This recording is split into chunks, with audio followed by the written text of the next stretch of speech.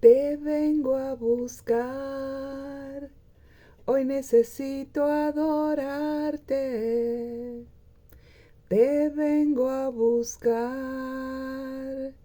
hoy necesito llenarme. Que tu presencia llene todo este lugar. Que tu presencia llene todo este altar. Lléname,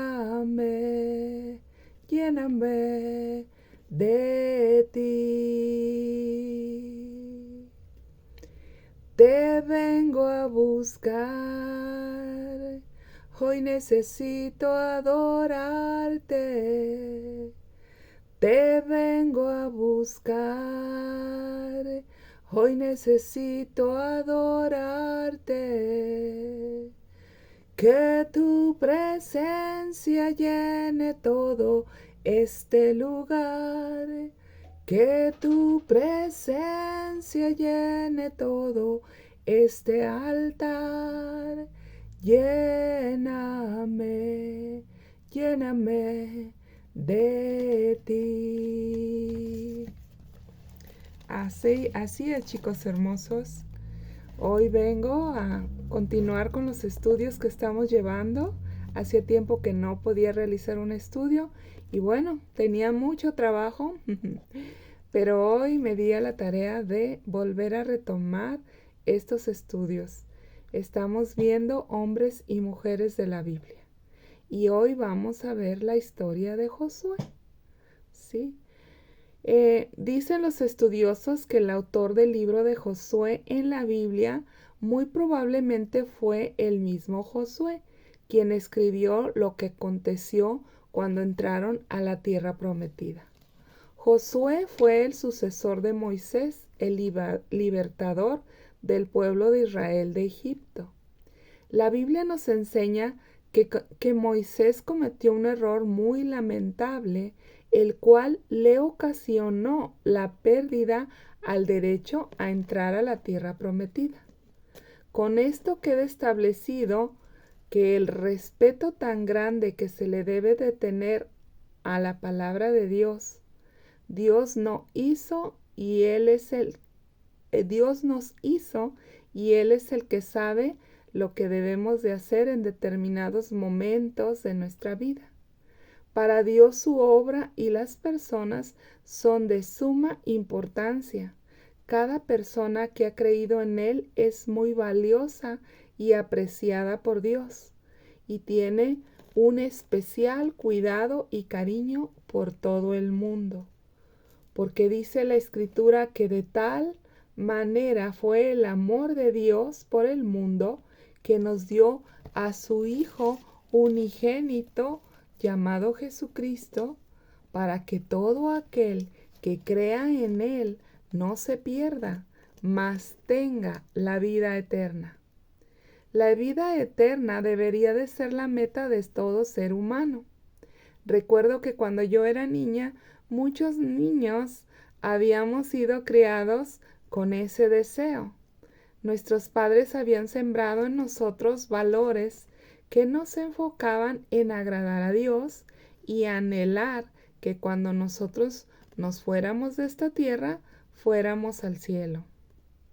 Lastimosamente, hoy en día, los afanes de la vida han ahogado la preciosa semilla de que existe la vida eterna después de esta vida y que es muy importante creer en ella y ser salvados por Jesús, el Hijo de Dios, que para eso vino a esta tierra.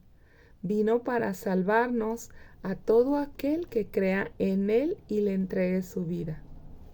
Pero ¿por qué Moisés Dios no le permitió entrar en esa tierra prometida que desde un principio lo llamó para llevar a su pueblo a ella? La respuesta la encontramos en el libro de Números, en el capítulo 20, versículo 8. Vemos que Moisés actuó con soberbia al ejecutar una de las órdenes que le había dado Dios. El pueblo tenía ya muchos años vagando por el desierto y aún no habían dejado de quejarse y de recordar el pasado, de recordar Egipto. El pueblo inclusive se había olvidado que en Egipto estaban de esclavos y estaban pasando su vida muy mal, que por eso habían clamado a Dios y Dios los había escuchado. Pero ellos no dejaban de dudar que Dios ahora todo lo que Él iba a hacer era liberarlos y también suplir todas sus necesidades. Entonces clamaron con amargura a Moisés por agua, y Moisés fue con Dios para saber qué debía de hacer. Dios le dijo a Moisés que le hablara a la peña para que brotara agua y así bebiera todo el pueblo. Pero Moisés, en su ira y desesperación por un pueblo rebelde y exigente, mostró una fea manipulación, más bien una fea manifestación de la carne. En lugar de hablarle a la roca y tocarla con su báculo, la golpeó, y no solo una vez, sino 2 veces. La peña soltó su bendición y el agua brotó en forma de río para saciar la sed de más de 2 millones de personas y sus ganados. Pero como Dios no hace acepción de personas y el pecado siempre trae consecuencias, sea quien sea el que lo cometa, y aunque Moisés tenía una posición de liderazgo ante los israelitas, por su influencia sobre el pueblo, era más importante honrar al Señor en todo. El libro de Santiago en el capítulo 3, versículo 1 dice que a mayor cargo delante del pueblo, más responsabilidad se tiene de ser obediente a Dios. Cuando nosotros como creyentes comparezcamos para ser juzgados ante el tribunal de Cristo, en ese lugar que la Biblia le llama la silla verna o silla del juicio, tendremos que rendir cuentas por 3 cosas. Número 1, por la verdad que Dios nos dio para que la entendiéramos. Número 2, por las oportunidades que Dios nos dio para compartir esa verdad con otros. Y número 3, cómo respondimos a Dios en obediencia. Primera de Corintios capítulo 3 versículo 12 al 15 dice, en resumen, que nuestras obras van a ser probadas y recompensadas, pero que también puede que esas obras hayan sido hechas en nuestra carne y eso ocasionaría que nos quedáramos sin recompensa. En 2 de Corintios capítulo 5, versículo 9 también dice que si amamos a Dios, haremos obras que le agraden, no por cumplir y menos por quedar bien con otras personas, sino que incluso nuestra propia vida la viviremos para agradarle a Él. Lo que hagamos deberá de ser como un regalo de amor para Dios y no fundamentado en el provecho carnal o mundano que podamos sacar al servirle.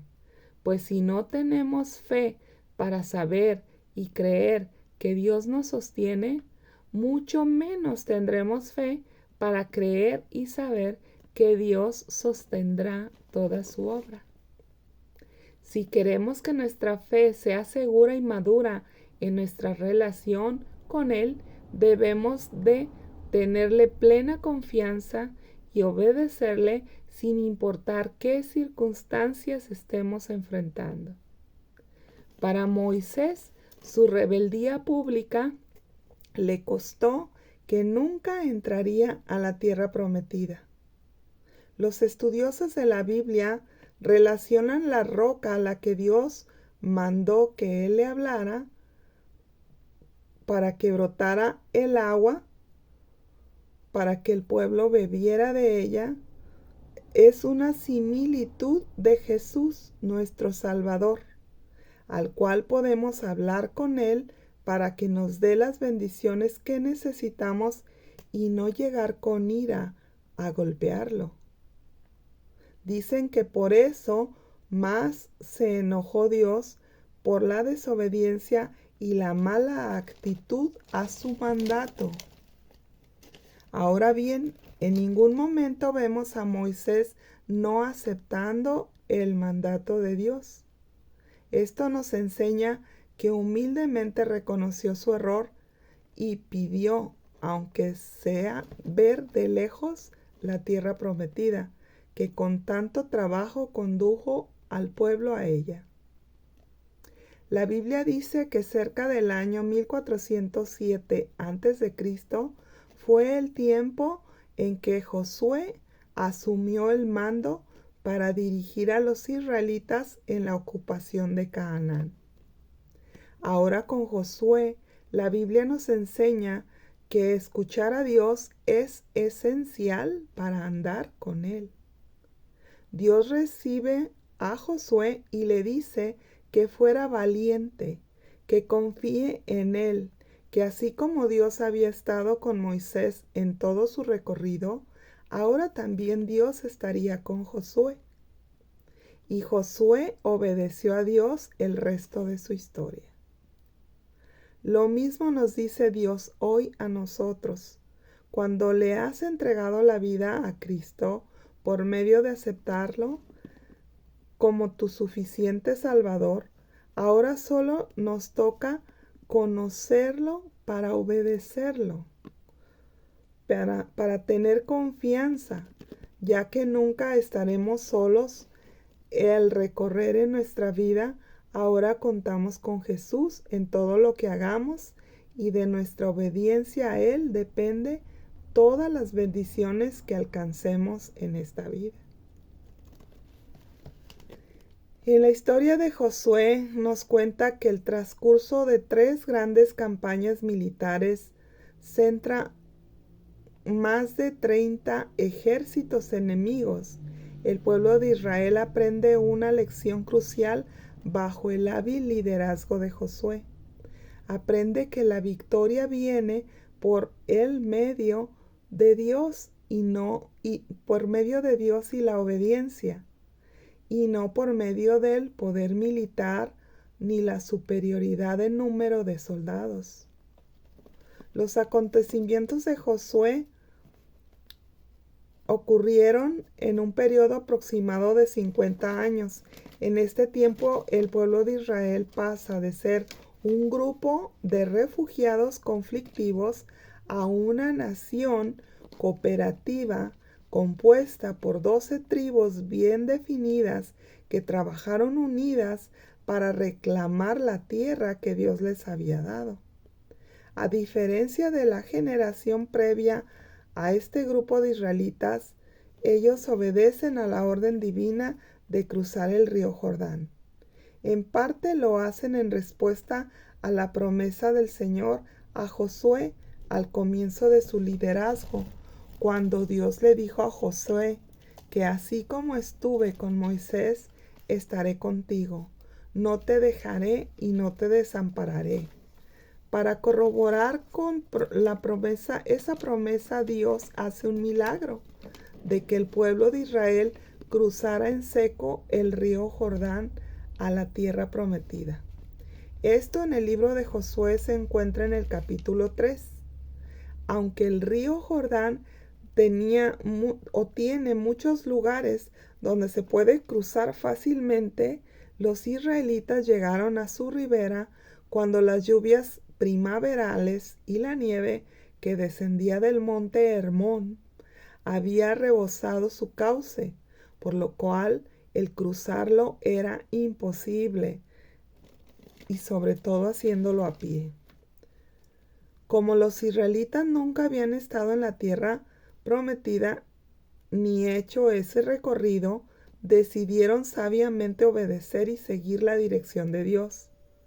La instrucción dada por Dios era que los sacerdotes cargando el arca del pacto fueran adelante del pueblo y fueran los primeros a entrar en el río. Recordemos que el arca del pacto era el símbolo de la presencia de Dios que iba con ellos. Dios mandó a los sacerdotes de Israel cargando el arca, y tan pronto llegaron a la mitad de las aguas del río, éstas dejaron de correr, y entonces pudo pasar todo el pueblo sin problema a la tierra prometida. Al entrar en el agua fue un acto de fe, y el mandato del Señor no fue razonable para ellos, pero Dios les estaba enseñando a mantener su mirada fija en Él y no en sus circunstancias.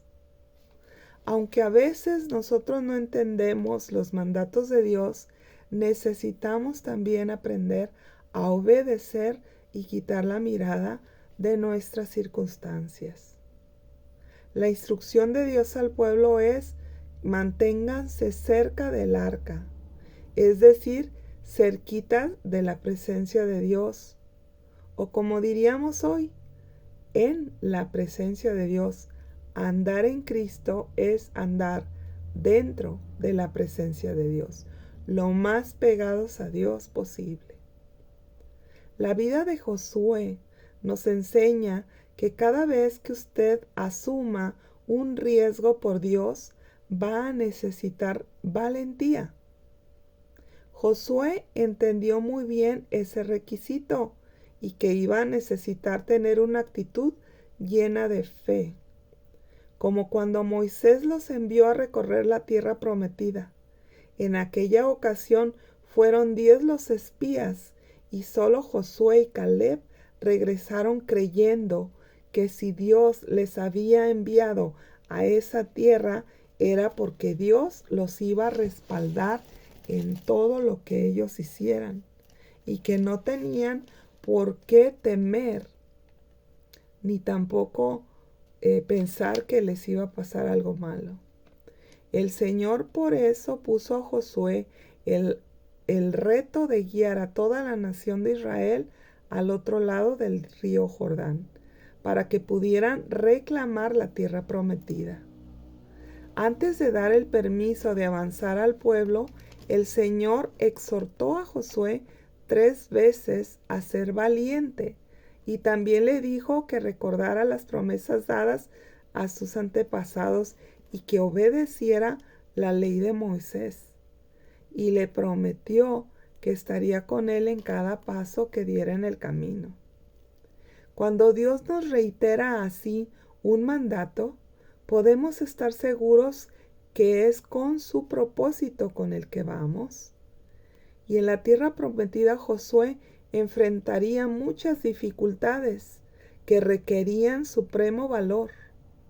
Y hay que entender que el temor y el desánimo están sujetos a nuestra voluntad, especialmente cuando caminamos en comunión con Dios mediante la fe en Él. Nosotros podemos dominar el temor y el desánimo en vez de ser dominados por ellos. Hay que recordar que todos los días lo que oyó al Señor decir en su palabra, cuando dijo: permanezcan cerca y rehúsen cualquier rendición al temor o al desánimo. En esta tierra las decepciones son inevitables. Por el desánimo o el miedo son decisión nuestra. Me gustó mucho donde dice la Biblia que en aquel año que entraron a la tierra prometida dejaron de comer maná para comer frutos dulces de aquella tierra. ¿Cómo deberíamos entonces nosotros de reaccionar ante los obstáculos y los fracasos de la vida? La Biblia nos enseña en Josué capítulo 7, versículo del 6 al 15, que cuando los hombres de Israel volvieron derrotados de Jai, Josué necesitó algunas respuestas y recurrió de inmediato a la oración. Dice la Biblia que rompió sus vestidos en señal de duelo y se postró en tierra sobre su rostro en señal de completa humillación ante el arca del pacto, y ahí permaneció hasta el ocaso del día. Todos los ancianos del pueblo lo acompañaron mientras él clamaba a Dios y decía: «Ah, Señor Jehová, ¿por qué hiciste pasar este pueblo el Jordán? ¿Para entregarnos en las manos de los amorreos? ¿Para que nos destruyeran?». Josué capítulo 7:7 nos enseña que Josué formuló la pregunta errada, y es de la misma forma que muchas veces todos le preguntamos a Dios cuando no nos salen las cosas como esperamos o cuando se nos presentan problemas inesperados. Nuestro primer impulso es preguntar ¿por qué? O culpar a Dios de lo que pasa o del problema que nos abruma. Casi siempre exclamamos: ¿por qué a mí? ¿Qué hice para merecer esto? ¿Por qué Dios me has dejado meter en este lío? Aunque todos hemos usado alguna vez o muchas veces esas preguntas, no son las correctas que Dios quiere escuchar. Cuando se presentan las dificultades, una sola pregunta necesitamos hacerle al Señor, y es decirle: ¿qué quieres que yo aprenda con esta situación que estoy pasando? Podemos expresar nuestro dolor, nuestra frustración, pero lo más importante es que nos rindamos a Dios y que recibamos con brazos abiertos su voluntad para nosotros. Puede ser que necesitamos cambiar algún hábito o corregir una mala actitud. Quizás necesitamos tratar un área de pecado en nuestra vida o alguna flaqueza o mediocridad en nuestro carácter. Cuando Josué terminó de expresar su frustración por la derrota que tuvieron, Dios le dijo: «Levántate. ¿Por qué te postras así sobre tu rostro? Israel ha pecado contra mí. Han quebrantado mi pacto que yo les mandé». Dios les había mandado exterminar a todos sus enemigos, pero unos del pueblo tomaron abominación para Dios. Y entonces, cuando subió el pueblo de nuevo para conquistar la ciudad, los derrotaron. Cuando acudimos a Dios en oración, debemos estar dispuestos a oír lo que Él nos dice. Muchas veces no hacemos una pausa para poder escuchar lo que debemos de aprender o esperar cada vez que hacemos nuestras peticiones para poder así oír la respuesta de Dios. Por lo regular, oramos y nos retiramos rápidamente, sin esperar acaso que Dios nos dé entendimiento de su respuesta, ¿no es cierto?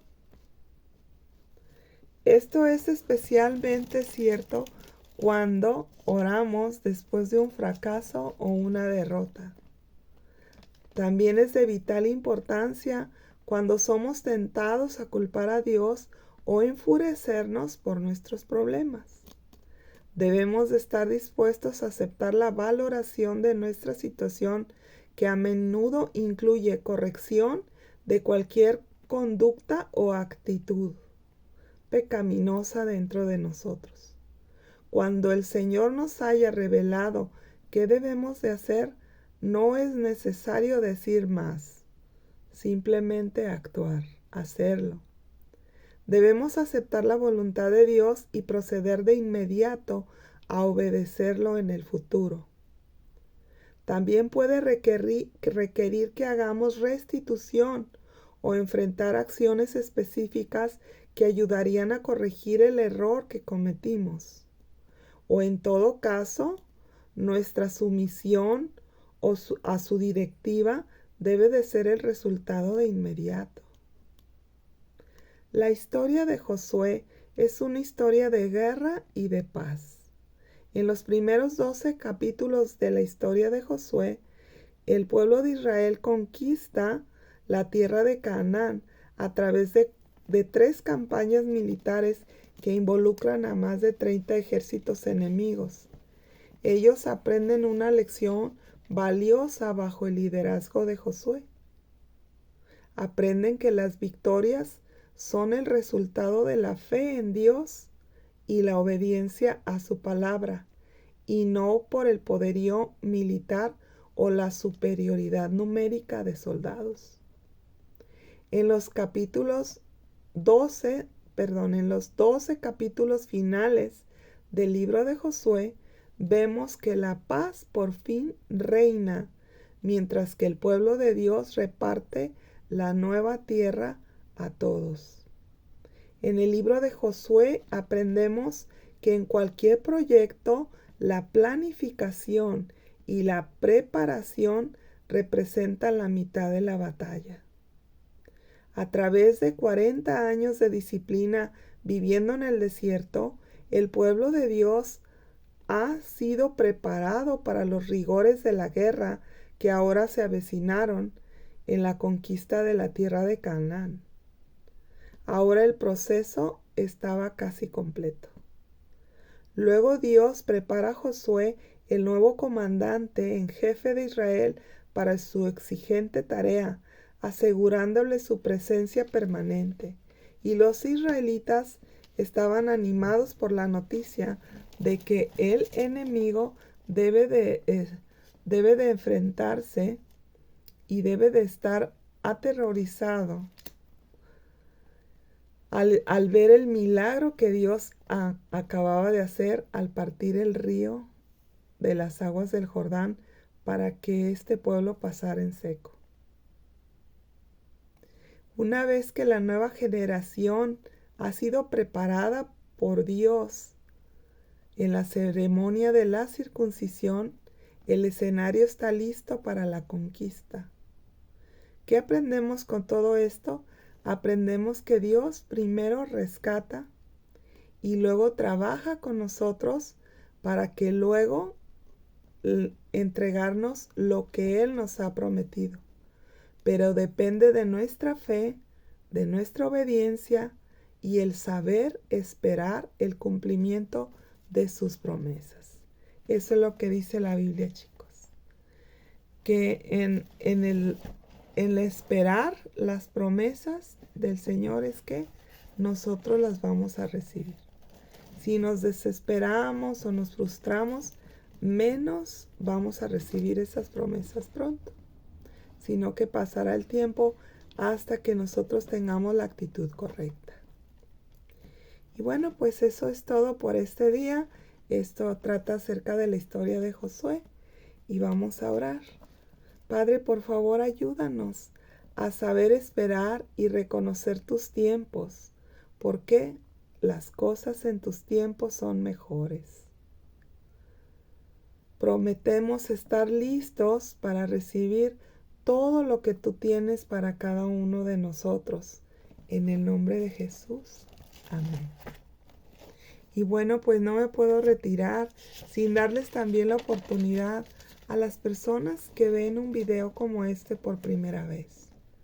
Si tú es primera vez que ves uno de mis videos y que nunca le has entregado la vida a Jesucristo nuestro Señor, yo te quiero invitar a ello, a que hagas esta sencilla oración y con ello nosotros creemos que Dios tomará tu vida y que la salvará, que anotará tu nombre en el libro de la vida del Cordero, para que cuando partas hacia la otra vida, el Señor te pueda recibir con los brazos abiertos y permitir que entres a vivir eternamente con Él en su casa en el cielo.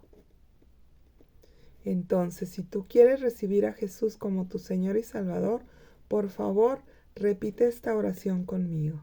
Dile así, dile: Padre eterno, te doy las gracias por haberme creado y por haber puesto una medida de fe dentro de mi corazón.